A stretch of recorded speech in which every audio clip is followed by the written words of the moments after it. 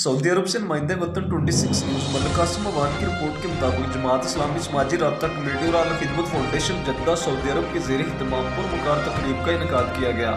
मेहमान खुसूसी अमीर जमात इस्लामी सिराजुल हक थे, जबकि पुरवकार तकरीब के मौके पर मुअज़्ज़ज़ मेहमानों का इस्तकबाल मुमताज़ समाजी शख्सियत चौधरी मुश्ताक मुनव्वर, शफकत नवीद व दीगर ने किया। तकरीब में स्टेज सेक्रेटरी फराइज इंजीनियर नियाज अहमद जबकि नाते रसूल मकबूल सल्लल्लाहु अलैहि वसल्लम की सादत अहमद ज़ुबैर ने हासिल की।